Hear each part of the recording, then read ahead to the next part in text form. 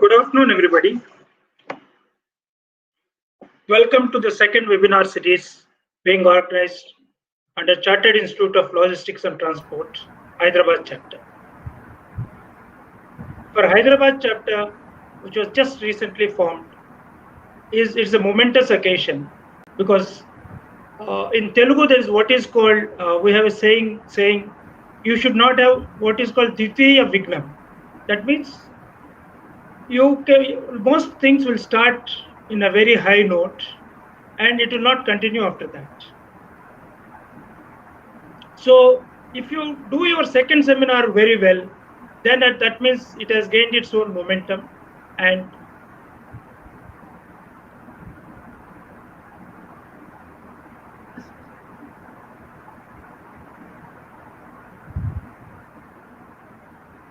so it has gained its momentum and it will continue forever. So with this auspicious, so that way this is very important for us and highly auspicious in this context. So before I go into the seminar proper, maybe I will start with a brief introduction of what is Chartered Institute of Logistics and Transport for those of you who are new to the to this institute. Chartered Institute of Logistics and Transport was set up more than 100 years back, to be precise, in 1919 under the Queen's Charter in UK. And now it has branches across 36 countries spread all over the globe. And it has as its mandate professionalizing the logistics and transport sector independent of in a non-partisan manner.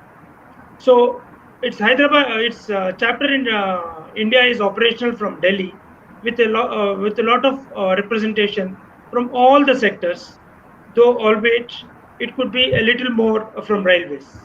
And we have recently initiated this chapter at Hyderabad, and Hyderabad chapter initiative is the series of these webinars. And to join membership, it is very easy.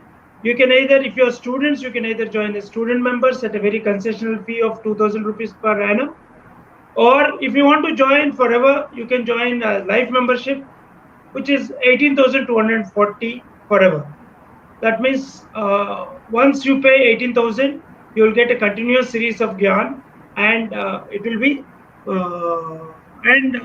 you will be vibrant in a vibrant fraternity of logistics professionals discussing, chatting, and arguing, and a lot of other things. And for those who are in the government, this membership 90% is reimbursed, as most of the departments are given such instructions, and railways has definitely given such instructions, and so it is available almost on a song around 1,800 rupees, which is peanuts compared to the current money value. So I request those of you who are not members I request you to join as quickly as possible and avail this opportunity. And so this is the brief introduction about CILT. And if any of you have any doubts, you can post questions on the chat box, and then we'll provide replies. And also in the YouTube chat box, we'll provide you how to join the membership details and the fees membership application. They are also available on the CILT website, which is if you simply search in Google CILT India, you'll be able to land on. Okay, that is about the brief of this one. Now coming to the seminar core, we have chosen the topic as port sector. And as most of you are aware, ports are a critical bottleneck for growth of any economy. And for India, it's very important because if it has to become a large production base across the globe, then the ports play a most vital role because they become crucial links both for import of certain raw materials or input materials and for export of finished products. That's how China has grown, or that's how the East Asian economy miracle extending from Japan to South Korea to Malaysia has happened. So in this age of Atmanirbhar or self-reliant India, ports are very important because that's how they are the windows to our world, and that's how they facilitate trade. But it is not only cargo movement which is important. Even for Even for passengers or cruise liners or the ports also become crucial. So that's why we chosen port as a topic, and we have with us a panel of eminent speakers who are very well versed in the port operations, port planning, and policy. So I request you all to hold on and listen to this panel speakers. And the initial inaugural speech will be addressed by Sri Gopal Krishna, IAS retired. He was a former shipping secretary. Recently, he has superannuated from that post. And so there's no one who can give us a bird overview of the complete ports operation, port sector in India, other than Sri Gopal Krishna. And we also have Sri Ravindran, Sri Jacob, who are independently working as chairman or MD of two ports, and who have a lot of experience. So our pattern of the session will be inaugural speech will be given by Sri Gopal Krishna for around 5 to 10 minutes, then followed by both the speakers. First will be Sri Ravindran, and Ravindran after Ravindran's speech will hold some questions, and questions will be moderated by Sri Balaji, who is one of the young members of our coordinating team on the webinar. Then followed by that will be Sri Surensan. And then again question answers. Question answers at this session will be more open in the sense we can either pose questions to Sri Surensan or Sri Ravindran, and if necessary, Mr. Gopal Krishna also can intervene. Sir can intervene in terms of his own viewpoint from the policy perspective and the ministry. So this is how the format will be of the webinar will be. So with this, now I request Sri Srikanth Mallela to introduce our first speaker, Sri Gopal Krishna. Sri Gopal, Srikanth, please switch on your mic. Yes. Thank you, sir. Sri Gopal Krishna was a member of the Indian Administrative Service in 1983. He is a science student with a master's degree in business. He completed a master's degree in business administration from the University of Exeter, UK. Sri Krishna recently retired as Secretary of Shipping, Government of India. There, his main responsibilities included formulation of supporting legal framework and development relating to ports, shipbuilding, inland waterways, and maritime transformation. During his long career of 37 years, he has held many important positions in the state government of West Bengal and the government. He has been deeply involved in public administration, resource management, investment policy, promotion and international cooperation, industrial development policy and promotion, trade and commerce, core sector development, including power and human resource development. Krishna is also a keen sports person and has won several prizes in swimming in national championships and at university and state level. Thank you, sir.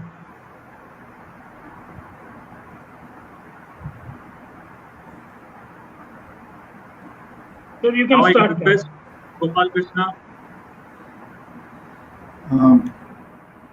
At the very out. Good afternoon, all of you. At the very outset, let me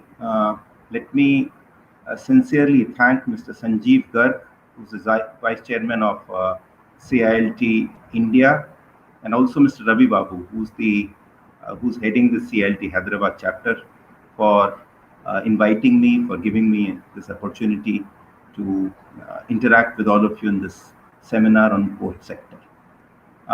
I would also like to convey my best wishes for a very bright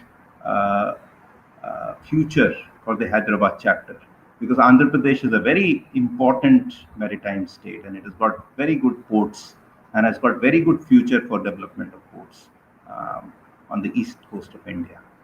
I must also recognize the presence of Mr. Ravindran, who's an ex-colleague. He's chairperson of both Chennai Port and Ennore Port, and he has got very vast experience about the port sector, and I'm sure he's going to give you a very good overview of the past and future.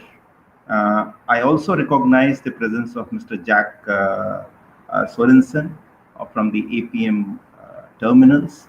Uh, Private players, port operators, especially APM terminals, being one of the largest port terminals in the world, give a lot of value to our port sector. And I think so he will also be raising some extremely important issues regarding the port sector.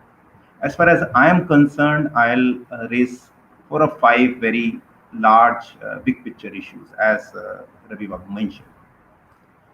The first thing I want to highlight is that the port sector in India uh, is very different from what it was uh, after the 1990s. Up till 1990s, the sector was predominantly led by the major ports. But since then, various state governments, especially Gujarat, Maharashtra, Tamil Nadu, Andhra Pradesh, Kerala, and Karnataka, came up with their own maritime acts regarding development of ports in India.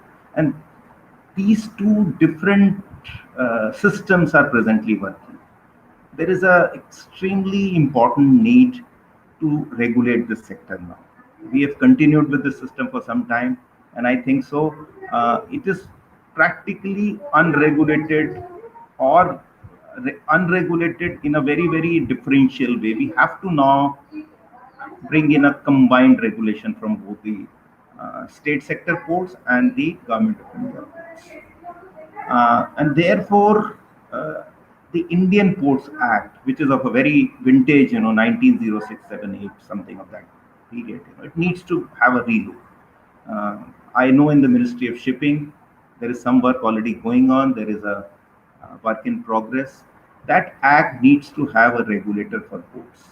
Ports now to have standardized system for recognition where to set up ports, what is the distance criteria, what are the requirements of customs or immigration.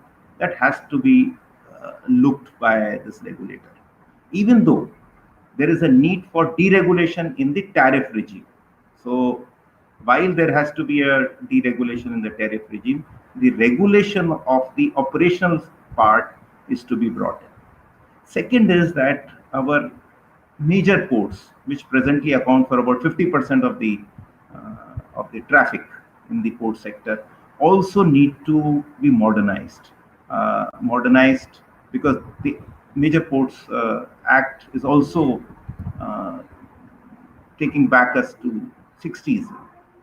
Here again, I'm extremely delighted that I just read in newspapers that the a new act was introduced in the Lok Sabha. It got passed in the Lok Sabha, and now I think so probably it will go to the Rajya Sabha, and then it will finally go for assent of the Parliament of the President of India. So the major ports also require to be uh, totally reworked. The management has to be modernized.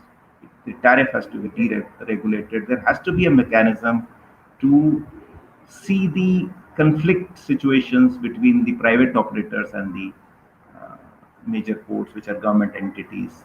So, and the bill certainly probably provides for all of these things. So that needs to be passed, and the regulation of the major ports therefore will get modernized. That's very essential. The third thing is that, as Ravi Babu mentioned, ports play a very important role in our trade, international trade, imports, exports. So we have to have ports which fit into our scheme of imports and exports.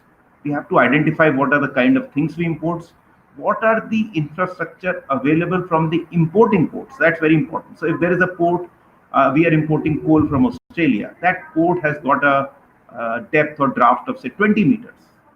We have to have ports with high drafts in India also, because if loading can take place in a port of 20 meters, draft of 20 meters, and if you have a port in India which only can provide a draft of say 17 meters or 80 meters, obviously there are huge amount of inefficiencies that started from the import side itself. So we have to match import infrastructure, and therefore both on the eastern coast and on the western coast, we have to have deep draft ports.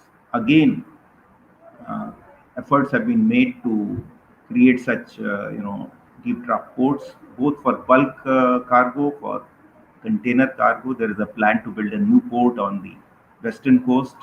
There is also certainly plan to develop some deep draft ports on the eastern coast for the bulk commodities. So that work is also going on, that needs to be speeded up.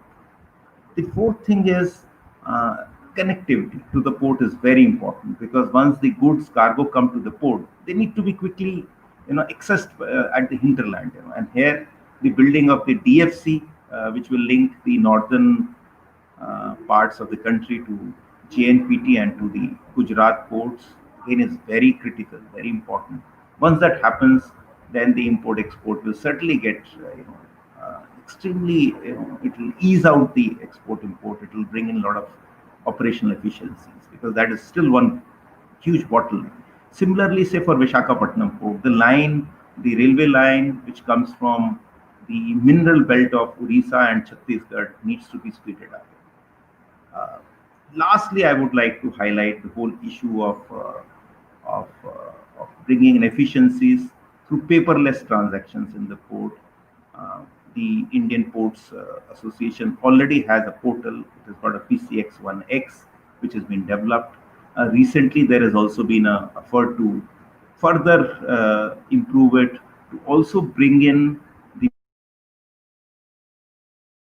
bills of lading into its ambit, so that bills of lading, physical movement of bills of lading is also now done away with, and we go for e-filing of bills of lading. So such steps will certainly improve the efficiency of Indian ports.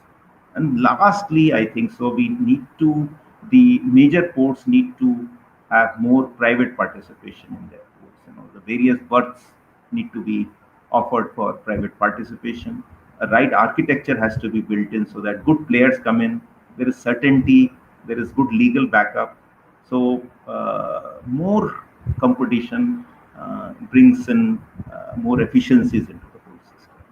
So with this, I would like to end my opening remarks. If there are any questions, I'll be most willing to take questions. Thank you very much.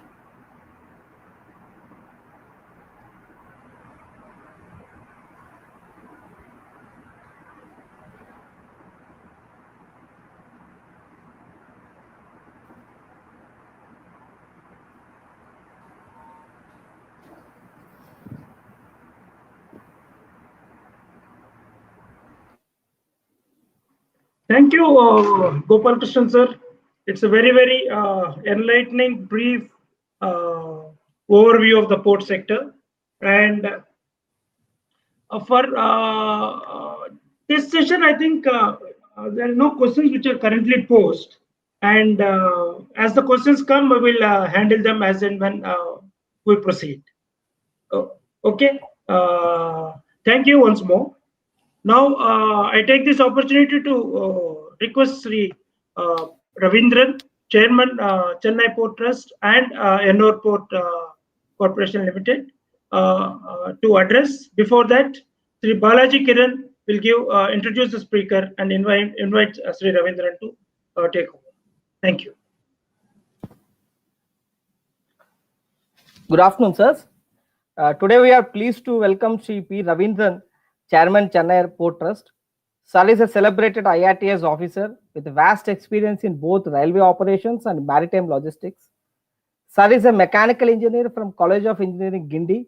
He joined railways through Civil Service Examination 1998 after a short stint with the BHEL. And in railways, he worked at various positions like CFTM Southern Railway, DRM Kudda Division, which is one of the largest loading divisions in Indian Railways. He specialized in railway operations and focused on increasing the efficiency of railway operations and asset utilization in railways.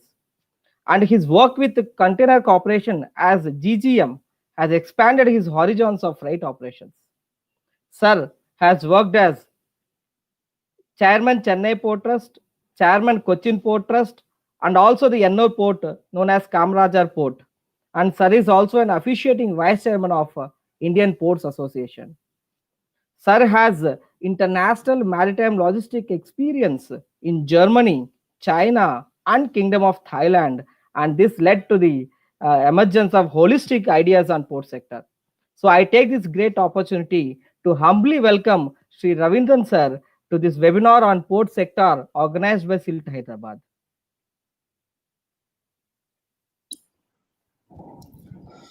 Thank you, Mr. Balaji. Respected Sri Gopalakrishna, Mr. Ravi Babu, Mr. Jacob Sorensen, and other participants of this webinar. Very good afternoon to all of you. First of all, let me thank Mr. Ravi Babu for giving me an opportunity to take part in this webinar and share some ideas with all of you. Can we have the presentation, please?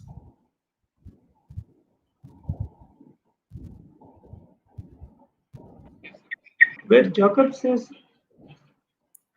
Or Okay. can I present or from here itself? Or?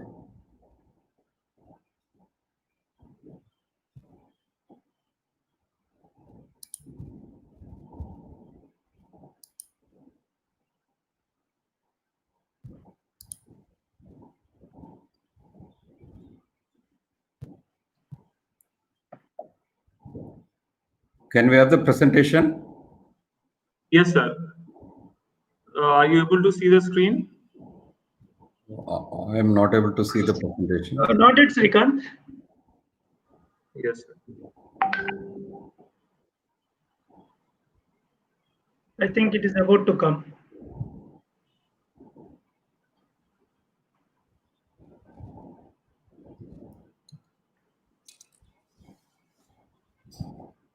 Is it there, sir?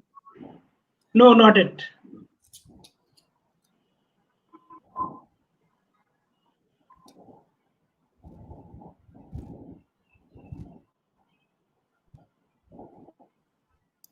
One second. Can I do the presentation? Yes, sir. Yes, sir. I will then. You want to share the screen, Ravindran? Yeah, I will share because it was taking time, I thought. Yeah, please. You are able to see the presentation now? Yes, yes, sir. Yes. But I have made out a small presentation to give you a brief outline of past, present, and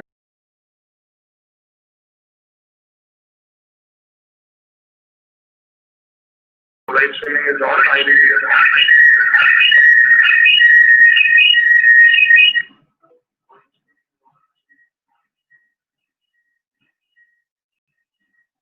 Yeah. Ravindran, can we request you to rewind for 2-3 minutes and then start almost from the beginning?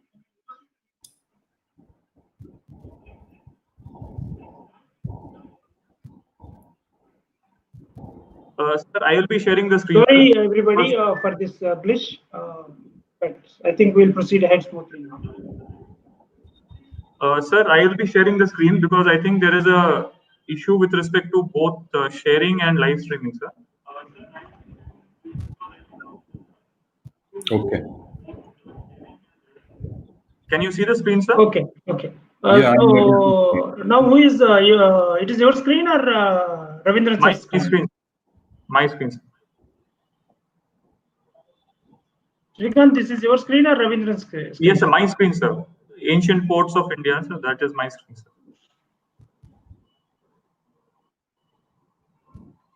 Sir, on your cue, I will change the slide, sir. Yeah. Can we start? Are we through? Ready? Yes, sir. We'll start, sir. Yeah. Next. I was mentioning about the ancient heritage of India with respect to the maritime trade. Our trade started even in Indus Valley civilization period. And in southern peninsula, the sea trade flourished during Sangam period and under imperial Cholas. Some of the sites where the ports were there were Lothal, Bharuch in Gujarat, Muziris in Kerala, Pumbuhar, Arikamedu on the east coast in Tamil Nadu, Pondicherry region. You can see during that time there were a lot of ports operating and trading with Europe, Rome, and Middle East also. Next. Now, currently, we have in this last in the vast coastline of 7,500 kilometer, 12 major ports which are under the administrative control of Government of India, and 200 and odd non-major ports which are administered by the state governments. All of you know our trade volumes, 95% of trade by volume, physical volume, and 70% of the trade value are passing through these seaports. And our external trade had been this region now about $780 billion in the last financial year. The ports which are located in different states are given in this picture. There are slight mistakes in the location, but they're all correct as far as the states are concerned, both on East Coast and West Coast. The Virinjam is the port which is under construction, yet to be commissioned in Kerala, the southern tip of this country. Next. This slide gives you the traffic handled and the growth in port sector as our Secretary Sri Gopal Krishna Saab was telling during his inaugural address. After the 90s, the non-major ports have also started coming, and the growth has been very good in non-major port, the rate at which they were growing.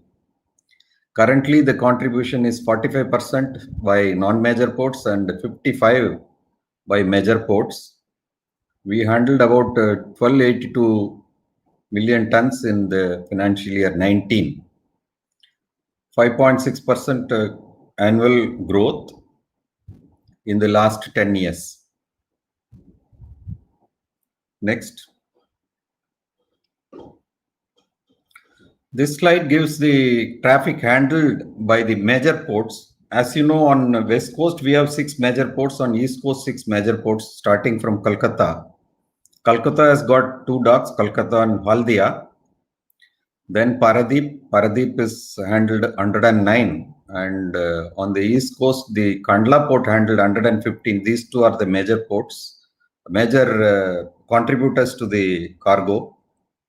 And other ports, you can see Vizag 65, Chennai 53, JNPT 71, and Mumbai 61. This is 699 in 2019. Next. On the non-major ports, I have given the details state-wise. The leading state is Gujarat. Almost 400 million metric tons is handled in Gujarat non-major ports, which are under state government. Then comes Maharashtra, 103, Andhra Pradesh, 103, and Maharashtra, 46. Odisha, Dhamra, and Gopalpur ports handled 22 million tons. Puducherry has got Karaikal port. They have handled about 8 million. Tamil Nadu, Karnataka, 1 each. Others, all states put together, other states and Andaman and Nicobar. These ports have handled about 2 million. Total 583 million tons they handled in financial year 2019. You can see the heavy concentration of traffic handled by non-major port in Gujarat. Next. The cargo profile of major port trust, I have brought it out in this slide. The solid cargo is 41.7% as against liquid 37.5%, and containers about 21%. The major commodities in solid are coal, iron ore, fertilizer, and others. This 37.5 liquid cargo, major commodity is the crude and other petroleum oil products. Containers has been growing very well. In 2000 to 2008, it used to be around 14%. Then 2009 to current stage, it is about 6% growth is there in containers. And more containerization, whenever it takes place in the trade, This is the area where it will grow. Already we have 21% of major ports traffic containers. Next. Let me introduce the legislations which are governing the port sector in India. The major act which governs port sector is Indian Ports Act 1908. This is common for the major as well as non-major ports. And the legislation particularly for major port trust is Major Port Trust Act 1963. See, these ports in Mumbai, Calcutta, Chennai and all have come up in 1800s and they had their own laws. And these have been replaced in 1963, which gave the guidelines and the statute for governing the major ports under Government of India. This law replaced as it is seen here, the Bombay Port Trust Act, Calcutta Port Trust Act, Madras Port Trust Act, and etc. As Mr. Gopalakrishna was mentioning in the introductory talk, the new Major Port Authorities Bill 2020 has been placed in Parliament and passed in Lok Sabha. It will be going to Rajya Sabha. This will replace the MPT Act 1963. The Indian Ports Act also is getting revised, and the new Indian Ports Bill is also under discussion in the ministry. All the issues which were raised by Mr. Gopalakrishna, they are all under consideration in this Indian Ports Bill, which is under discussion in the ministry. Next. Now let us come to the port administration and the model with which it's happening in this country. Historically, all these ports, world ports, have been under this service port model. And then comes tool ports and landlord port and private service port model. Initially, all were in service port model. What is this service port model? Next. Port Authority as owner of all infrastructure, that is land, waterfront, terminals, equipments, and everything under port for doing the operations, loading, unloading, all are owned by Port Authority in this model, and all the services are rendered by the port authorities through their own employees or stevedoring people and other contract workers. The Port Authority gives all the services. This has been the world model and all the world ports are on this. And the pricing and other things have been controlled and regulated by the tariff authority for major ports. Ports traditionally and because of the locational, the factor which decides location, because of the location, any port is a monopoly. When there is a monopoly, and that service, when it is given by an authority, there should be a controlling authority, regulating authority for the pricing, and that is why this stamp came. The compliance to the Port Act 1908 and Major Port Trust Act 1963, this service port model has been the features of the major ports till now. Next. The development of major ports. As I told you, initially the ports in Calcutta, Mumbai, Chennai, Goa started in 1800s, and 1930s Cochin, Kandla and Visakhapatnam came up. 60s to 70s Paradip, Haldia, Mangalore and Tuticorin came up.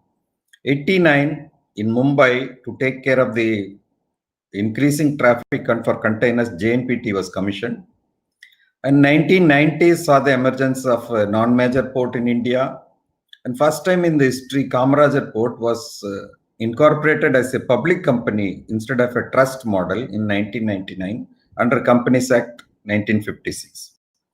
Currently, Kamarajar Port is fully owned entity of Chennai Port Trust after the strategic acquisition which happened in this May 2020. All Government of India shares have been acquired by Chennai Port Trust. Next. From the service port model comes the tool ports. This is the transition stage from this service port model. The Port Authority continues to be the owner of all infrastructure, and cargo handling is privatized largely for achieving efficiency and through O&M contract in one or more of terminals within the port. The institutional legal settings of the Port Authority remains the same, but only the cargo handling is privatized in either full port or some of the part of the ports. Next. Next is the landlord model. Here the Port Authority is owner of land and waterfront. Cargo handling operation is privatized through the concession given to the operators on BOT PPP, and they pay back either revenue share or royalty depending on the quantum of traffic handled there. The Kamarajar Port Limited, the corporatized major port, is under this service is totally in landlord model, and all other major ports are a mixture of service port and landlord model. Next. The private service port model is the model in which the states are giving concession for the non-major port. Here, private port operator develop and operate under state maritime boards through a concession.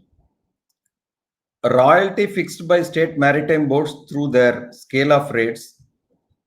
The pricing is totally controlled by the port operator, whereas in the other model, in the landlord model, there is a control of pricing by the concessioning authority, that is major port trust or the company like KPL. These ports are also coming under Port Act 1905, 1908, and the period of concession both in landlord model and in this vary from 10 years to 50 years. Next. As I said, the major ports are moving from service model to landlord model. The changes in legislations are meant to take care of this transition. Next.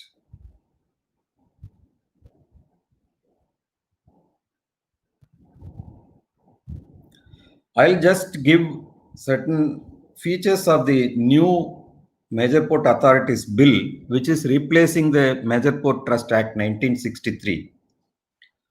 It has first reduced the number of sections from 134 to 76.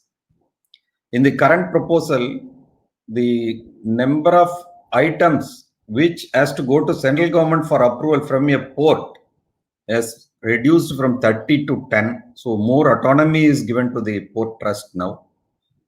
The port authority is given powers for fixing tariff and there is no TAM envisaged. Enhanced power to the board of port authority to enter into contracts, planning and development, raising loans and additional capital. This is very, very important. Till now, the trust cannot raise their loan unless government approves. There is a provision for adjudicatory board to take care of any issues between the concessionaires and the authority. Creation of specific master plan in respect of any development of infrastructure proposed to be established within port limits is totally under the purview and within the powers of the major port trust now. The new law envisages a compact board with independent professional members. Like Companies Act independent directors, here also independent professional members will be there in this board also. This should give some sort of input which will be in line with the time and in line with technology.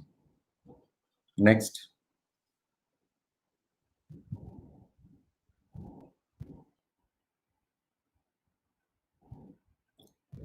The common forms of private participation which is followed in major ports are starting from simple lease and licensing of land, so that the person comes and he makes investment in a warehouse or a tank farm or put a weighbridge and collects money from the users.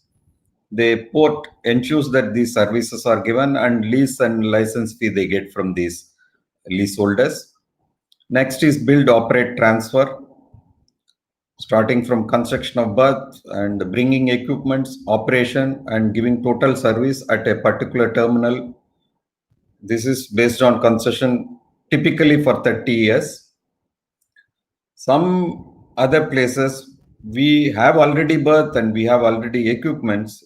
The concession is given for operation and maintenance on a particular revenue share or a royalty basis.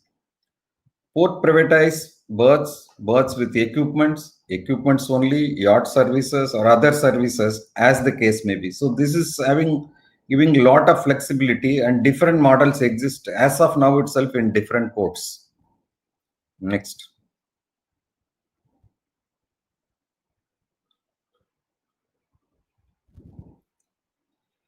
Just to give an idea, in major ports, to what extent this privatization has happened in the last decade, or maybe in the last 20 years, because initially it started at Chennai. Even in 1999, first container berth was privatized. Each port has got number of berths. This figure shows the number of berths which are in captive berth, that is, it is used by a single party and the berth is operated by himself. Those are called captive berths. Or they are commissioned out on PPP model, public-private participation, or port themselves are operating. If you can see, there is a lot of differences, and you will notice that Ennur port, the corporate port, 88% of the berths are under concession, either a captive user or a PPP operator. Next comes the JNPT. Out of 15, there are 10 berths which are under PPP and captive usage. On the other hand, if you see, Mumbai has got only 2 berths out of 32, and Kolkata and Haldia, they've got only 8 berths out of 51. Now the transition, what is happening now and what is going to happen in future in this port sector is that this percentage is going to go up, and the strategy or the vision what is there in major ports under the Ministry of Shipping is that they should go to as high as even 100%. Next. Another thing to note is, the earlier slide we saw each port, how many berths are privatized. The totally, if you take all the ports together, 30% of the berths are under PPP or captive mode under concession. But these 30% handle more than 50% of the cargo. Already you can see the skew. These ports, these berths are used better and working more efficiently than the port operator berth in terms of capacity utilization also. This is the reason all the major ports are supposed to move towards more and more of landlord model. Next.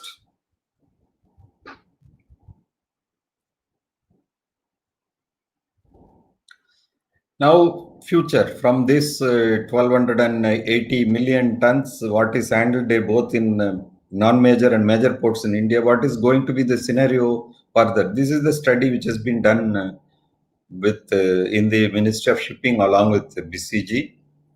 The last 8 years, the growth has been about 5% CAGR.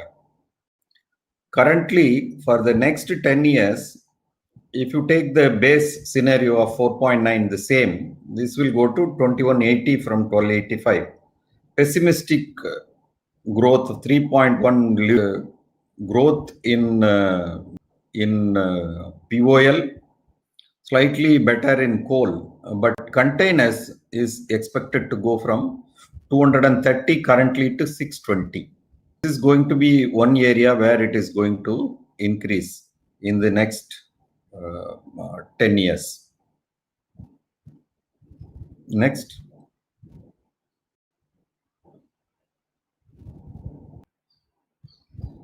Can we have the next slide, please?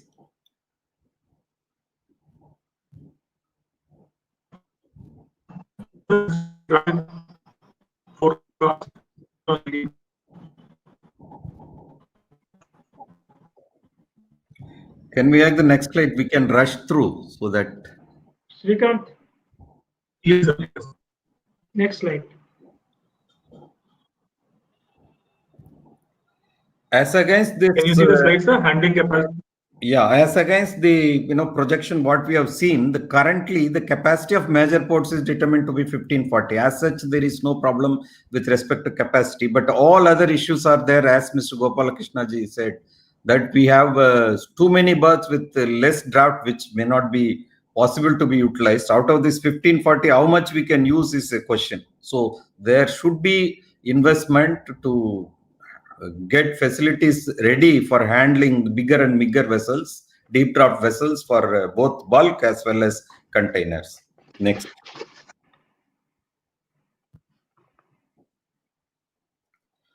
There are plans by the ports, both in private sector, that is non-major and major. This slide gives the capacity addition projections of the ports. From this 1560 capacity, it's going to be added. Each port is adding, for example, Dindayal port is planning to add a 90 million ton capacity in the next 10 years. And Paradip is going to add another 90, and Ennur port is going to add another 80 million tons. These are the major ports which are going to add about 300 million tons among those three.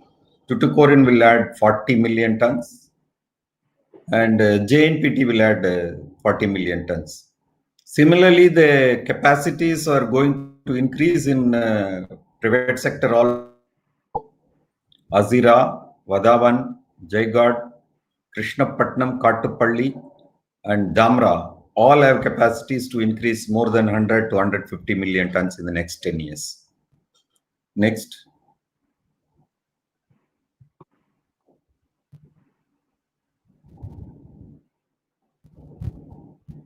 Next. This 423 in, please go back. One slide. The capacity addition, what I was discussing in the major ports, is totally 423. What is interesting to note here is from which sector the money is going to come. The 423 million metric tons requiring 33,000 crores. But the planning is out of PPP or captive projects with the participation of either the industry which is going to use the port or the private operator under this PPP with the concession.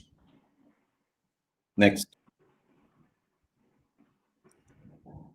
The current situation in ports, in major ports, the major issues affecting their efficiency or the service level is the high manpower cost, slow technology, first and last mile connectivity, end-to-end logistics.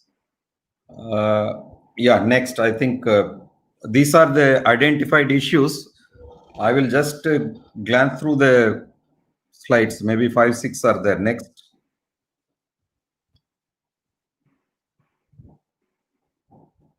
Next. Next. Next. Next.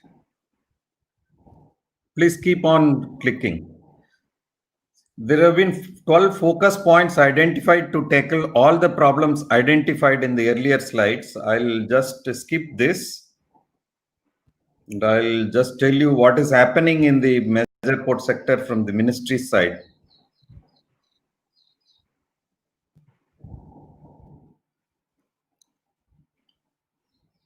Yeah. Ministry of Shipping have identified 14 thrust areas for preparing Vision 2030 document, which is going to serve as a blueprint for this decade to reach our goal of 5 trillion economy. The previous 3 slides, they have identified the 12 problem areas and 12 issues, and based on that, in addition to that, including the crews, the training, and manpower requirement, these 14 thrust areas have been identified.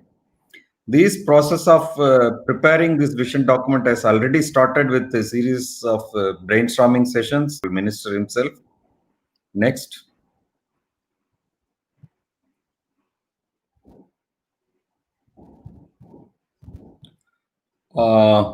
Since I thought I should finish by 4, that may be better than even going through the presentation.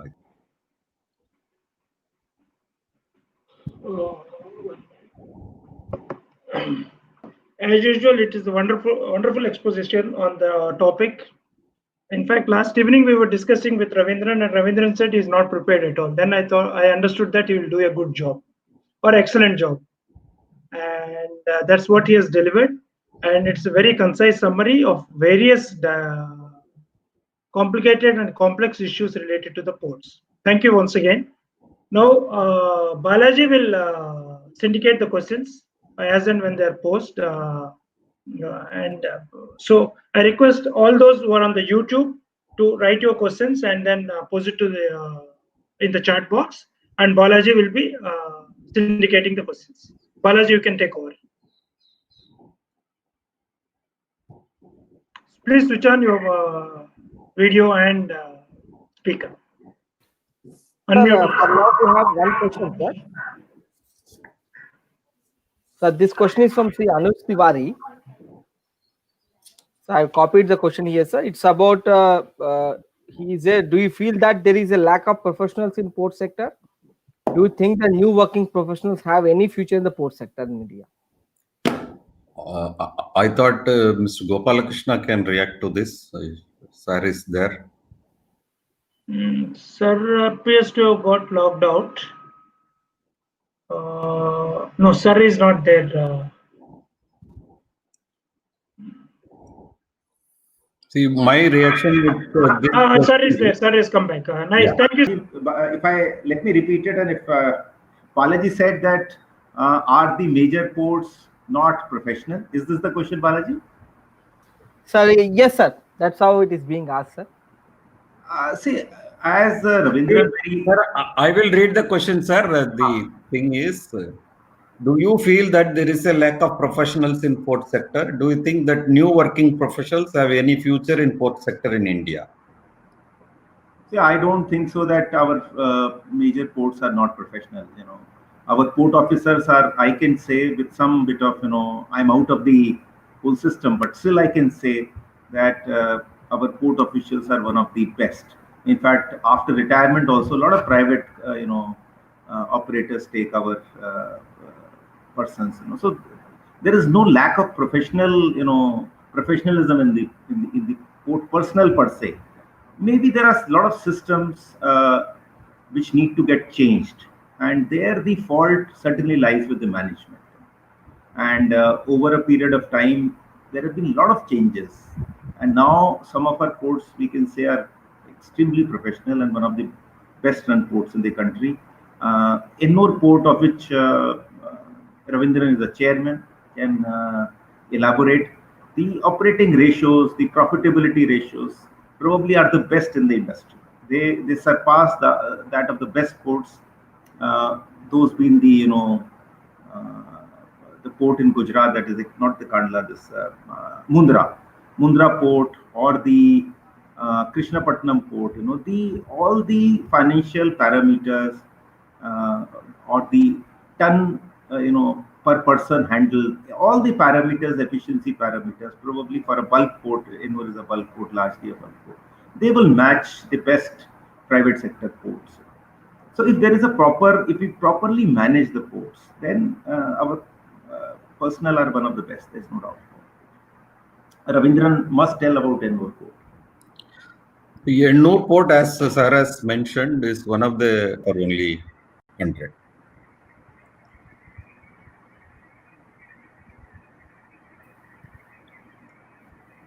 Next question. Yes, sir. Next. Yes, sir. Yes, sir.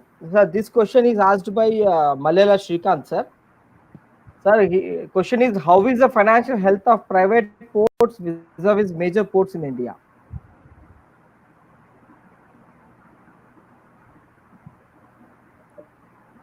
Sir, shall I repeat the question, sir? Yeah, I have seen this financial health of private ports vis-a-vis the major ports. See, major ports out of 12, most of the ports are working very well, and all the ports are making profit. Maybe Cochin port was not making profit till 2017, but now that is also turned around, and all the ports are making profit. And last 2-3 years, Goa, because of the reasons of environmental restrictions, they were not permitted to handle the cargo because of the pollution and other things. They are under stress. Otherwise, financial the profit wise, every port is making profit. Of course, based on the traffic handled and the cost associated legacy issues, the profit margin varies. For example, Ennur port, as I said, is having very good profit after tax, before tax, and JNPT has got a good profit. Paradeep has got good profit. Maybe Mumbai and Chennai, and to a certain extent Kolkata, because of the legacy issues, very high manpower, the profit margin is less. And Cochin, Goa, due to the other extraneous conditions, they were having problem. Otherwise, financial health, as all of you should know, that unlike any other government organization, ports are not getting any financial support from the government. They have to manage for the salary, pension, everything. And if there is a problem, the people do not get paid. Such situation has not happened. And the private port, as such, I'm also as knowledgeable as all of you, and I will not be able to comment on that vis-a-vis, major port and private ports. Sir, Balaji, can we take the questions a little later? Yes, sir, Because there is. So there's one because we are follow-up. already running. So one follow-up question on this. We'll close with that, sir. Yeah. So the okay. follow-up question is by yourself, sir. Ravi Babu sir's question. How do we ensure a level playing field between major and non-major ports? See, this is the point Mr. Gopalakrishna has rightly, mentioned. The legal framework is in Constitution Union list. There is mention about administering major ports and Government of India. Based on that, Major Port Act is there. Indian Port Act is common, state government and central government. There are different models, as I told you, totally privatized model, and there is a problem. The private ports have their own full liberty to fix the tariff, and the basis on which the revenue share is decided also is different in central government ports and state government ports. Accordingly, there is, I should say that there is no level playing field in this sector, and it has resulted in some investment not fully utilized fully, and there is a competition which is not even. For example, in Southern Peninsula, about 15 years back or 20 years back, the Chennai port had an hinterland. Today, that hinterland is shared by almost 6 ports. And out of that, 3 are in the non-major port category: Krishnapatnam, Kattupalli, and Karaikal. This certainly gives challenges. I'm sure this Indian Ports Bill, which is being discussed now, is taking all these things into consideration, and there will be certain regulations coming in this direction.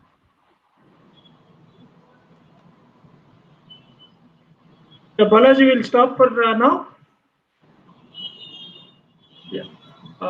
Thank you, Ravindran. Questions are streaming in, but we'll take some time. Audience, please hold on, because again at the end of the session we can have some more questions. Now we'll go to the next speaker, Mr. Jacob. Yes, sir. Good evening, one and all. Good evening, Mr. Jacob Ferris Sorensen. Mr. Jacob has been appointed as the Managing Director of APM Terminals Pipavav with effect from 1st January 2020. Mr. Sorensen, a Danish national, has been a part of AP Moller Mass Group since 1987, starting as an intern with AP Moller Shipping School in Copenhagen, Denmark. Over these years, he has held various positions within the group in Maersk Line, Maersk Logistics, and Damco in countries like Indonesia, Singapore, Malaysia, Japan, and India. His long history of delivering high performance in developing markets of Asia within shipping and logistics sides of business makes him an ideal choice to lead the APM Terminals Pipavav on the next stage of its development journey. Mr. Jacob holds an MBA from Henley Management College, London, and has attended several executive management courses at IMD, Lausanne, Penn State University in the US, as well as internal leadership program in AP Moller Maersk Group. During his free time, he enjoys sports and exploring history while traveling in various countries. Welcome, Mr. Jacob. Thank you. I hope you can hear me. Yeah, please, we can hear you. That's perfect. I had a little technical problem here, but I enjoyed the previous speaker and the previous presentation, and I think it leads quite well into to my little contribution tonight. So we can get started. Srikanth, Yeah, presentation to be shared. Yes, sir. I'll share the presentation. Can you see the presentation, sir? Not immediately.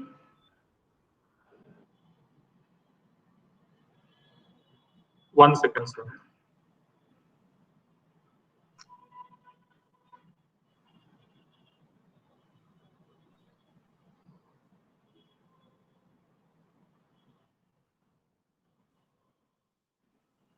I don't intend to bring you death by PowerPoint, but I have enough material to do so.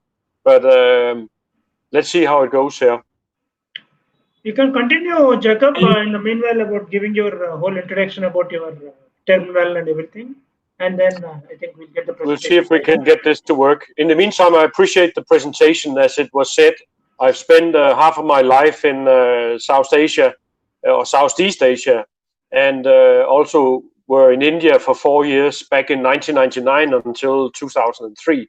Opportunities that we have in Pipavav port here. And as you may have seen, I've started to use this tagline, Gujarat Green Gateway. And we really mean it when we say that. So I'll get back to that as well in the presentation. But I also think the former speaker was talking a lot about major ports and minor ports. And to introduce Pipavav here, it'll be clear from the slides as well. But Pipavav, it's a private port. It's the first private port in India, as far as I understand, minor port. And we started in 1998, which was about the time I was in India first time myself. So I recall the beginning, the upstart, and maybe some of the challenges we had.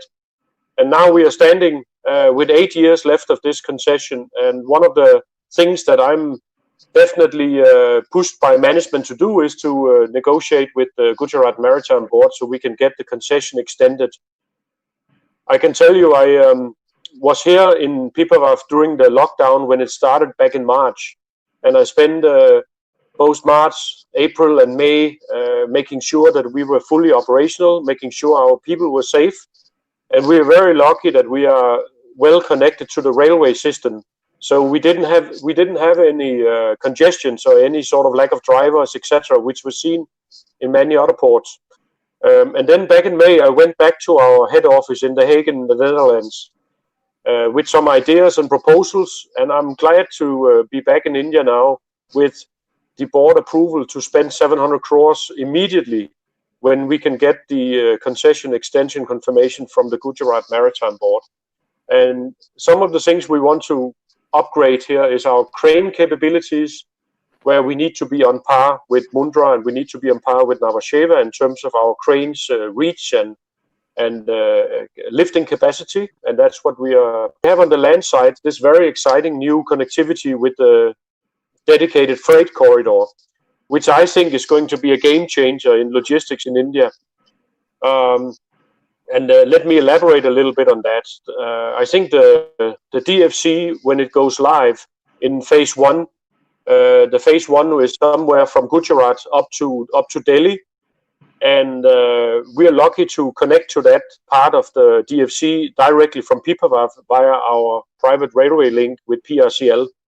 So we are at the moment getting ready for that by electrifying the railway tracks in the port and on PRCL tracks so that we can connect into the DFC. I'm sure the audience are quite familiar with DFC, but let me just remind you, gentlemen and ladies, that this is double track, double stack, double. And this will be electrified, not diesel. So there's both a direct environmental footprint improvement here. Some technicalities in getting the presentation up here.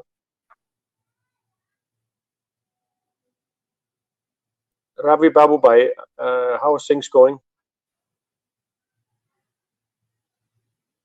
Are you still able to hear me? Then I can continue talking. I'm sure if you were waking me up. Just hold on. Jacob, there is some problem with the presenter's bandwidth. I'll try from my side. In the meanwhile, you please continue.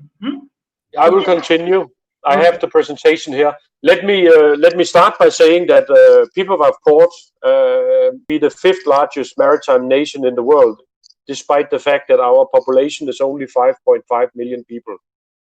And I think that Maersk doesn't need any introduction for this audience here, so I will just very briefly mention that Maersk has over the time been a pioneer in the containerization, and Maersk has been very active in India as well. In fact, Maersk India has 30 years anniversary, and I remember it quite back in 1998. So this is indeed been what good progress you all have achieved. Maersk continues its evolution, and one of the things that Maersk is doing now is clearly coming out with an updated strategy where Maersk wants to be a 2PL, one-party, end-to-end logistics container-oriented logistics provider for our customers. And Pipavav Port is very much fitting into that strategy there. One of the things we're looking at in Pipavav Port is in connection also with DFC to take advantage of this multimodal opportunity that we present. So we're in the midst of planning a multimodal logistics distripark with warehousing, which will allow for cargo to be handled in between the different modes that we have. So we have, of course, the means to operate by truck. We have the means to operate by rail. We have international XM cargo in and out, and we also have a good coastal network of feedering along the west coast and all the way to Chennai for our former speaker to start a friendship port with Pipavav and Chennai, because I understand Sir was from Chennai port. But we are connected by a shipping corporation of India who has a service that goes along the Indian coastline. Furthermore, we're working on a ferry link for Ro-Ro, which should connect Hazira and Pipavav so that we can beat the traffic again and get the trucks away from the roads and move it by sea. Yeah, Srikanth is sorting it out.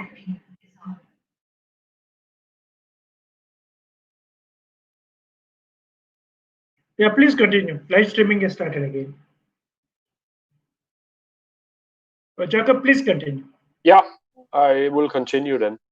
So we are doing quite a lot of things, and this is why I'm also going to Gandhinagar on Monday to speak with GMB in terms of investments. And I think the time is right. Even though we have COVID, we need to look forward and we need to get more investments into this country. Why am I calling Pipavav for Gujarat Green Gateway? There's a number of initiatives we've already taken. So we've done upgrades on our RTGs, which is now electric. We have LED lighting all over. We are upgrading our sewage treatment plants, as I mentioned before, which is a big game changer. The dedicated freight corridor will be electric as well, which is going to have quite a good footprint.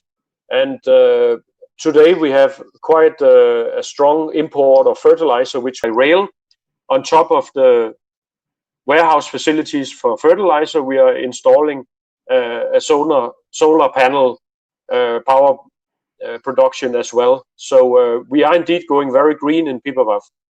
On top of that, there is a government-to-government cooperation with India and Denmark, where a pilot will be made for offshore wind farm, and that is 20 nautical miles right south of Pipavav. That in the pilot phase, the plan is to raise up to 130 wind turbines, and that is renewable electricity that should come in here to India. So that's also something that we are very excited about. And I mentioned the Ro-Ro ferry we are looking at to Hazira. That is again to try to take away trucks from the road and to improve the environmental footprint that our port operations does have. I think we're also quite unique. We are small, we are minor port. We are doing containers, we are also doing non-container. We have LPG, liquid petroleum gas, which is being imported to India, and this is actually also having an environmental footprint, because it is, frankly speaking, ladies and gentlemen, it's replacing wooden firewood, it's replacing kerosene and other means of cooking in the rural areas with LPG. So I think it's also a very good deed here. to be able to upgrade the LPG, and we are planning to be able to accommodate VLGC carriers, very large gas carriers. So I keep on here without the slides. Just to mention a couple of numbers here, our container capacity is 10 key cranes, and we have about 1.3. Sir, can you just pause for 30 seconds? I'll just try to share the screen again. Yes, you can. You can.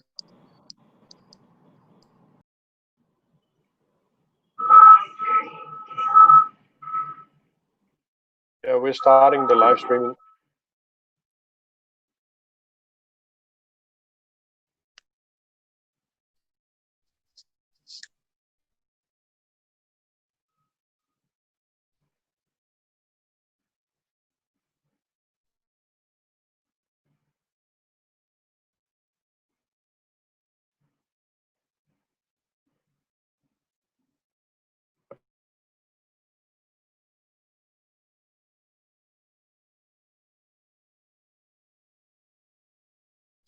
There still seems to be some technical challenges. I just wanted to mention the container capacity in Pipavav at the moment is 1.3 million TEU. We have a utilization of about 65% here with 10 key cranes. We have 12 railway sightings and to evacuate LPG by rail. The capacity for LPG. Then we have a ro-ro terminal. It's not doing fantastic these days, but that is because of the challenges of the automobile industry. Yeah, I can see the slides has arrived here. If you can go to slide number 9.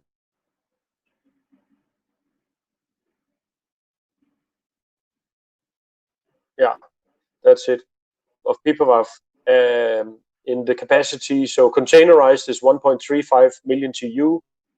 On liquid, we can handle 2 million metric tons. We can handle about 250,000 units of cars. And on our bulk terminal, we can have about 4 million tons of cargo as well. Yeah, if you try to go 2 slides back, please. To introduce to you again Pipavav Green Gateway. Now just go back. We are a little bit of a pioneer in India. We are India's first private port, developed with a 30-year concession agreement.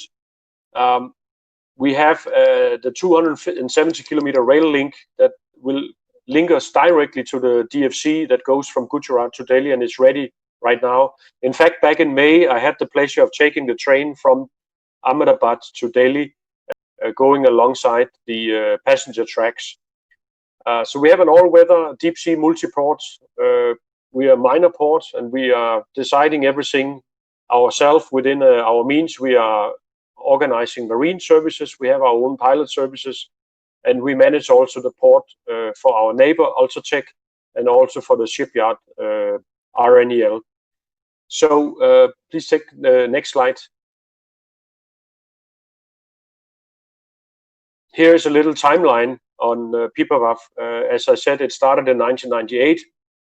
We have been now, as we stand here after 22 years, we are clearly seeking to extend our concession.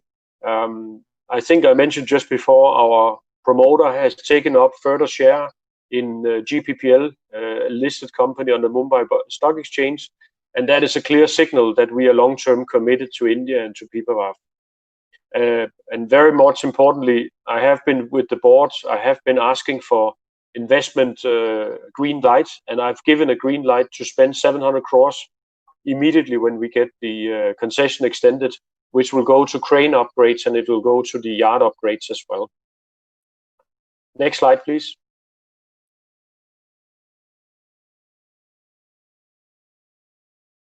Here again, we covered that before, but this is the capacity on Pipavav here.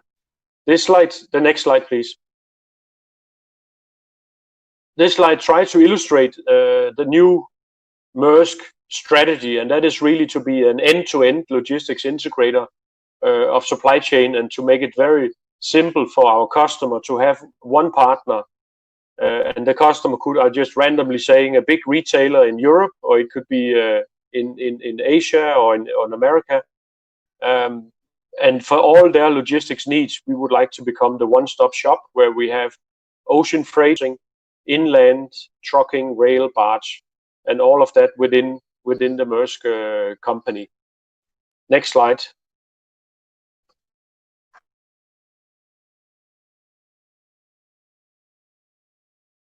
And this is again illustrating that supply chain, basically from an end-to-end perspective, meeting the customer and simply making sure that we can handle all the things from end to end. I think it's quite an ambitious strategy, but it gives a very clear signal about the future. And I think again here in India, specifically with Pipavav, when we see the DFC going live, I keep emphasizing quantum leaps that India can take in order to reduce supply chain cost. With the rail being much more efficient, we will start seeing scheduled trains with scheduled departure, scheduled arrival, so that a garment manufacturer, let's say in Punjab, can know exactly when he has to deliver a container full with garments into an ICD, maybe 20 kilometers away, let's say on Thursday morning at 10 o'clock. That container will go on a rail to Pipavav, arrive here Saturday, and Saturday night itself, it would be loaded on a container ship. That is the future. Instead of having uncertain departure from the factory and then a trip with road where we don't know what can happen, and into a potential congested gate where the container will be with integrated scheduled trains on the DFC. I think we will see a significant improvement in the supply chain, and that means reduction of cost, and that means that India becomes more competitive. And this is what we try to be part of facilitating here. Just jump to next slide. We're looking at some of the equipment used at the port here. You see these big gantry cranes. Unfortunately, these are the same type as the 3 cranes that fell into the harbor in Nhava Sheva a couple of weeks back due to heavy winds. The cranes are enormously big, and they are, if they're not anchored, they are at risk for strong winds to be unstable. And another risk is also that they can still be hit by a ship. But I can tell you they're enormously big, and we are planning to upgrade the cranes in Pipavav. We go to next slide.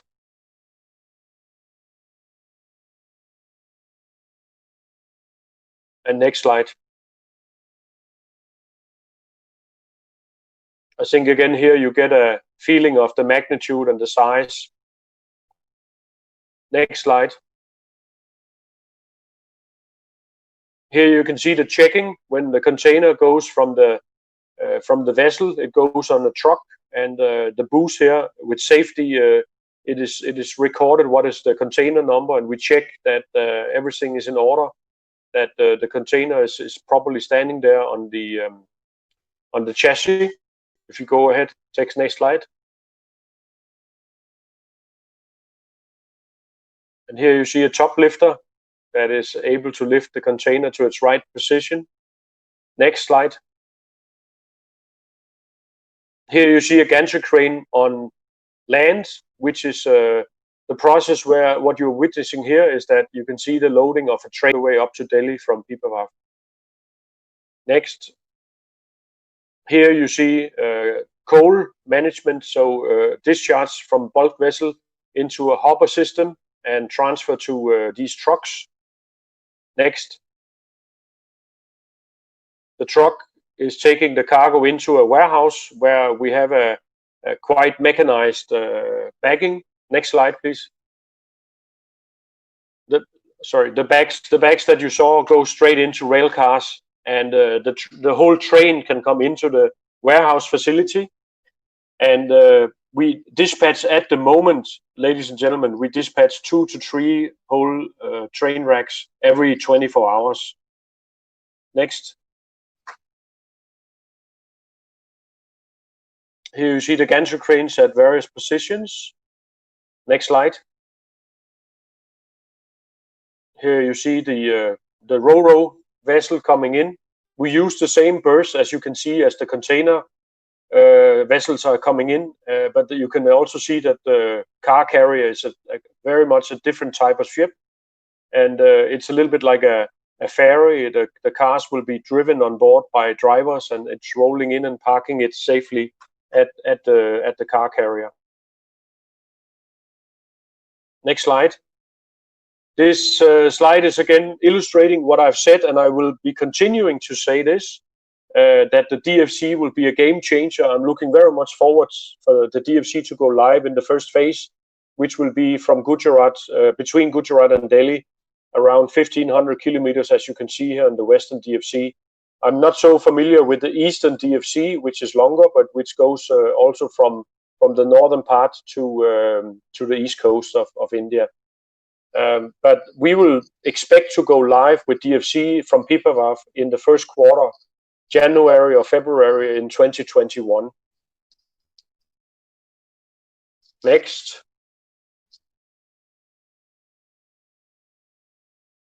I just want to take us down to the ground again. I think we are doing quite a lot, and I have only been here 9 months, but I must say I'm very impressed with the whole CSR program that Pipavav Port is doing.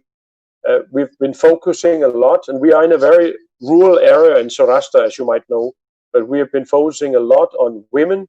We've been helping local society, rural societies, farming communities with we have something that is so amazing. We have an online veterinarian service where we help, in this case again, particularly women with livestock giving birth, and we make sure that the calf is kept alive and is able to grow up and become a cow.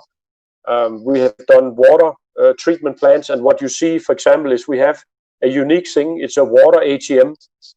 So for almost nothing, people can go here from the village and they can get a gallon of fresh water out of this ATM machine that is basically dispensing cleaned drinking water. And of course, during COVID, we have also been handing out food supplies. And as you can see the picture here, it is in fact myself in the middle. We have been supporting local authorities with protection equipment, with PPE, with masks and sanitizers to make sure that we stay safe during the COVID pandemic. Next slide. Yeah, I think that is it here. I have a slide on the COVID itself, but I think we will stop now, also in the interest of time. I'm very happy to take some questions here. But let me just recap. What I see is a lot of opportunities in Pipavav for expansion. We have plans. We need to get extended our concession to sort of have a long-term view. But we have plenty of ideas for how we become a more green port, and we have plenty of ideas how we make India more competitive with the logistics initiatives at the same time. So indeed, I feel I've come to India at the right time. But let me take some questions, please. Yeah. Thank you, Mr. Jacob. It's a nice exposition. Before we go ahead with the questions, I would like to apologize to everybody for the interruptions that have happened. This is probably due to a lot of technical issues, but what I have to tell you is we are using an open source platform where it is free of cost, and but doesn't mean that its quality is less, but maybe we have to get used to this platform itself, unlike Zoom or WebEx or other things where we are quite used. So I apologize to everybody, but please hold on for next 10-15 minutes. We have a lot of interesting questions that are following. I'll hand over the mic to Balaji to continue with the questions. Thank you, Ravi Babu, sir. Sir, the first question is about the Pipavav port. The question is asked by Shri Arvind Patak. Sir, why in Pipavav port container import and export TEUs volumes is down in near months? Can you, in TEUs, if the volume is down, is that the question? Yes, sir. Yes, sir.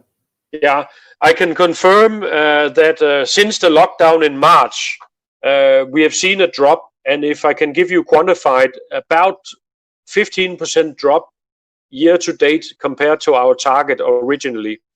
But I am seeing, if you're looking at the volumes, compare that June to July and compare July to August and now August to September, we are slowly but surely climbing up. And so the volume is recovering and the volume is going slowly up months on months. So I think what I've said also in the press earlier is that we are looking at a long-term but sure U-turn, U-shape recovery. It is not a hockey stick. It's not a W. It's a sustainable months on months increased volume. What is happening is that export out of India is increasing stronger than import. So there is also a little bit of a structural problem because of lower import, we find lack of equipment, lack of containers. So it is giving a little bit of a challenge because then we have to position empty containers into India to cover the demand from export. But I do think that this will balance out. What we see is that the shipping lines since March had a number of cancelled, around 10 to 12 cancelled calls per month. Now we're looking forward to October where we have only 2 cancelled calls. And when we go to November, we have no notification of cancellations. So that means also that the shipping lines are back to normal capacity. And I think that will reflect in the volumes growing steadily up back to normal. Thank you, Mr. Jacob. The next question is by Vishal Arjun. He's asking that as a private port operator, what are the regulatory challenges faced by private operators currently in India as compared to other countries? And there's a follow-up question, sir. What are your suggestions to improve turnaround time at ports? Very good questions. First of all, I have to say that as a minor port, we are not under the TAM. And I'm happy to see that there is now a new legislation coming in to play in India for the major ports, which I think is the right direction and which also was covered by the speaker here earlier. As a private port and as a minor port, we are actually not that hampered by legislation. We can set our tariff freely, which we do. We work very close with GMB, Gujarat Maritime Board, and I don't feel that we have bottlenecks or challenges in the regulatory environment. We work with customs. We're working with all our stakeholders. As I mentioned again, the only thing that we do need is a long-term horizon so that we can do the appropriate capital expenditures. Yes, I can wish for a speedier process of certain things. Like if we want to do an environmental clearing in line to complain, I actually think it's a pretty good environment for us. In terms of what we do to improve the efficiencies, I'll just repeat again a number of things that we plan to do. We want to upgrade the size of our cranes. We want to expand our container yard. We are working on electrifying our railway linkage, and we are looking very much forward to see the DFC go live because it's no less than a 10-fold capacity increase that the railways are injecting. And I think it's going to be a game changer for India. What's happening is that with 10-fold capacity to transport cargo on rail and no interruption from passenger trains, what we see is that it has to drive down cost. It has to give more reliability. It has to be enabling us to have scheduled trains, which is greatly going to help us to increase the efficiency and to reduce logistics costs. So I think, especially after COVID, a lot of our international customers will have a top priority for reliability and safety and predictability in the light of COVID. And I think PPWAF is living proof of that because we have been uninterrupted. We have never declared force majeure. We have been down only for a couple of hours during the lockdown. We've been running smoothly with no problems with lack of driver or manpower because we keep our people safe. So I think we'll continue to improve the efficiency, and then we will continue to try to improve our environmental footprint because it means a lot to us and it means a lot to the society at large and the environment, and it means something to our customers. And that's why we have introduced Gujarat Green Gateway. I think that's answering the 2 questions, I hope. Thank you, Mr. Jacob. There is a question asked by Sri Ravi Babu sir and Arjun on concession agreement. I am going to match them and pose it to you. What are the clauses for the renewal of concession agreement? Are the private ports over dependent on major concessions and subsequently port operations fluctuate in sync with them? Yeah, we are talking with Gujarat Maritime Gujarat Maritime Board on the extension of our concession. And in fact, we have a precedence because our neighbor, the RNEL shipyard, did achieve a 30-year extension of their concession back in 2016. And the law, as far as I understand, it does provide the authorities like Gujarat Maritime Board to give a rollover. That means same conditions for royalties and fees, and a rollover for 20 to 30 years. And that's already in the law. So if they feel that we are the appropriate operator of the port, then they can simply do that. And I guess there is a decision process that has to be giving a green light to the chief secretary, the chief minister, and possibly even the Ministry of Shipping in Delhi has to endorse it, but then it'll be done. I'm hopeful that we can also have this discussion and get some relief in that as soon as I have a green light for the concession to be extended, we'll actually be ready to spend 700 crores. And if we are all hurrying up, it could be within the year 2020, certainly within this tax year. And I think that is exactly the signal that India needs right now, where we have seen GDP fall and we have seen that we are in a major crisis. We are looking long term, we are looking forward, and we are ready to spend money and invest in India. The second question was, I have to ask for a repeat of that, sir. Yes, sir. Are the private ports over dependent upon few major concessions and subsequently port operations fluctuate in sync with them? I don't think we are sort of having any hazards. Once we get the concession extended, once we have our timeline, then we will be very keen to invest within the next 30 years. I don't think we are especially hampered by that. There was also some new legislation which would possibly give us more competition, because there is a ruling about designated ports, where designated ports would be allowed to operate. I don't have a problem with competition. I think it is fine. It is proven many places in the world to be giving more efficiency, and it's giving a better price for the customers, and it's an overall benefit for the community. So I have to say, I don't think that the private ports are suffering particularly from this at the moment.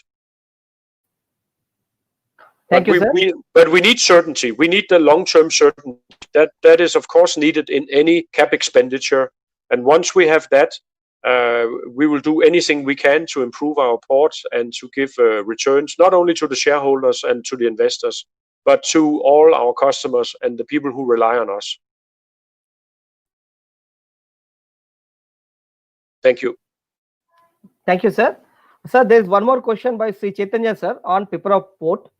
Where does Pipavav stand with respect to handling efficiency in terms of vessel unloading, loading times, and berth utilization vis-a-vis the most efficient ports worldwide?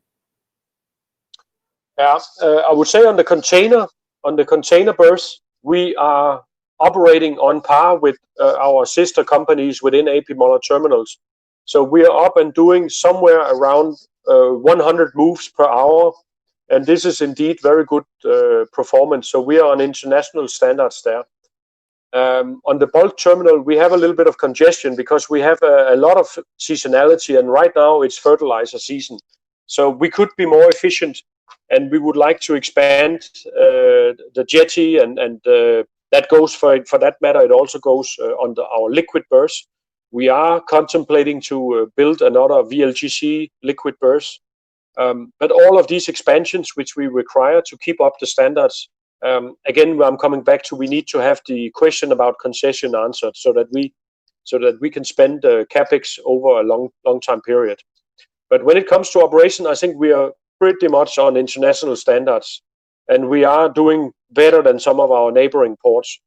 I have another example. In the month of May, we did 293 rail racks, which was a record for Pipavav. But I think we did more than our neighbors in Mundra and our neighbors in Awasheva. And we are a small port, but we still have a very efficient handling of the rail connectivity. We turn around every train rack within under 24 hours.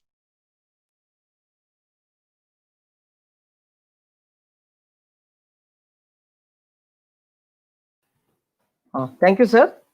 Thank you. Sir, there is one more question, sir, by Sri Sharad Mishra.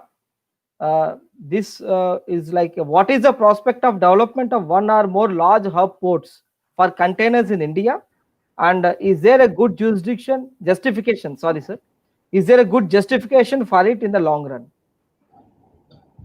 Yeah, I know the government has a plan for a large hub port north of Nhava Sheva in Maharashtra. I forgot the name. Maybe you can compliment there for the hub port that has been announced a couple of times. Ravindran, you may add, or Gopal Krishnan, Yeah. sir, you may also add, sir. Let me comment also that I'm coming from previously Indonesia, which is also having a lot of ports, because Indonesia has a lot of islands. And Indonesia has always had this ambition of having its own hub port. And somehow we are having this obsession that we need to compete with Singapore and we need to compete with Malaysia. And what I used to say in Indonesia to the politician was, don't have this fixation about a hub port, because when you have neighbors like Singapore, who has invested thousands of crores in infrastructure, for us to feed, we have so many ports in Indonesia, and for feedering into a big hub port, it costs us $25. We are tapping into their major investments, and we have converted that into a variable cost on our containers. So it's actually a very big win for a country like Indonesia. And without being an expert on India, what I would say is that when I'm looking at so many ports along the Indian coastline, what is more important to have is a very efficient milk run system, where you can cover each port on with adequate capacity and with a frequency which gives the benefits to the customers. And if that goes to a feeder vessel, which then eventually goes to Colombo, or if it goes to Salalah and take a transshipment, it doesn't matter. It really doesn't matter on the cost, because the cost is probably $25. And it doesn't matter on the transit time, because these days a transshipment is very efficient. It basically goes from ship to ship, and it doesn't hamper the product that the customers. But what it does is that it means that India does not have to invest a lot of money in very big hub ports. I think it's a question that I would like to study, and I have to humbly say that I'm not an expert on India yet. But when I look at Pipavav, we are not a hub port. Pipavav is a gateway port which allow for cargo to come in and out, but we are not trying to cater for transshipment. We do like to have transshipment from international to domestic, and we are doing that today. But I also like EXIM cargo in and out, and we are collaborating very closely with the railways to do the end-to-end logistics for the customer. But I might like to add something, or Gopal Krishnan sir, Yes, Gopal Krishnan sir might like to add something. Please. Yeah. This question regarding this hub port, I would like to react like this. You see, in 1819, if you take the containers handled by the major ports, it's about 10 million TEUs. In this 10 million TEUs, 3 million TEUs have come through transshipment. That is, it is not a direct movement into the country. This 3 million TEUs, Colombo is 1.4, and other major is Singapore. That is about 5 lakh. That is 0.5 million TEUs. See, this has been studied, and we have studied the pattern of the lines which are calling these ports, otherwise gateway ports. And already, if you see Chennai, out of 1.6 million TEUs, direct destination is 6. Fairly about 40% is direct destination among the eastern ports. Here comes the logic that Chennai could do the transshipment instead of either Singapore or Colombo for the ports which are in East Coast, which can be served by the milk run, what Mr. Johnson was telling, maybe from Kolkata, Visakhapatnam, and even Chittagong, the Bangladesh ports, instead of these containers going to Singapore, if it comes to Chennai and already mainline vessels are calling, both the operator as well as the end user is saving money. Based on this study, we have successfully tried and the services have started. And very important point what the previous ports for a long time to leave that port and come to Chennai also. Now, with the adequate frequency introduced by one of the shipping lines with a special agreement, what we have got into in terms of rates and all, from July 1st, the trial has begun and it has been very good and successful. We have a services of about more than 10 services from these eastern ports, coastal services, and the mainline vessels are also filling up. Already we have crossed about 30,000 TEUs in the last 2.5 months itself. I think this experiment is really going to help both the lines as well as the end users, and the timings and their overall time also is likely to come down. And with regard to developing a specific hub port, see the experience at Kochi with Vallarpadam had not been so good, and now of course the Virinjam is coming up, and that being very close to the international maritime route, and with big ships which can come easily because 20-meter plus draft we are going to have. I am sure that is going to open up a big opportunity for India. Maybe there will be a lot of competition to have international transshipment there with Colombo. I mean, the fittest and who gives better service will finally prevail. Shipping lines will call. And I think as big country, we should have a facility there and we should try. It's not that, I mean, saying that, no, we don't want any port and we can be having, feeder services with other port may not be good in the long run. I think we should have this port, what is coming at Virinjam. And Mr. Johnson, what you were telling must be about the Vadavan, and that is being considered as development in this west coast now. Yes, I think that's the name. Yeah. With the Chennai port, actually, I had about 4 slides on that. Chennai port, after a detailed study, we took McKinsey, and with detailed study, we found that we are able to create value in this model for the shipping line as well as the end user, and we also get business. That is the way it is already. And with this, whatever because of the COVID with lockdown, the container traffic went down. I just want to share with you in September, we are plus 6% year on year also. Last September level, we crossed this September already. I mean, there is growth, certainly recovery is there, but vis-a-vis last September also, we are plus 6% now. It's a very good performance. I have to congratulate you on that because we, as I mentioned, we're a little bit down, but we also see this recovering. Look, let me comment on the hub port thing. I don't think that India should give up becoming a player there. And you mentioned Colombo. I think geographically, it's not an impossibility, and especially with 20-meter draft, you can certainly do it. But the game is changing also on another front, and that is that the vessels are becoming larger and larger. And that is what you see on the main shipping routes, that we now have vessels beyond 22,000 TEU in size. And this is the challenge, because they need to be full, otherwise they are not competitive. But when they are full, the unit cost is really, really competitive. And the other side of that is that if they need to be full, then you have that other mentioning of the frequency. So it's all a balance of a number of different parameters that keeps moving. And it's not an easy game. But I do believe that you have the chance on the East Coast, on the West Coast, potentially also, but it's a little bit more deviation. Maybe we should all focus on one hub port on the southern tip of India, or near the southern tip, which is nearest to the international shipping lines. And that might be a successful competition. Competition is not bad at all. I was also talking about Singapore, but Maersk actually moved to Malaysia, to Tanjung Pelepas, which is actually within eyesight of Singapore port. and that created a very healthy competition in that area. So I only encourage India to continue to explore and develop this, but be aware that components and the drivers are changing.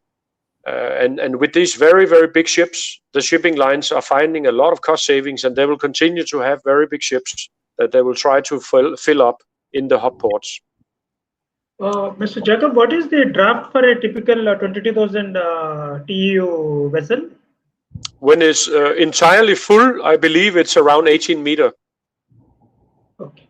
So Gopal Krishnan sir, would you like to add anything on this?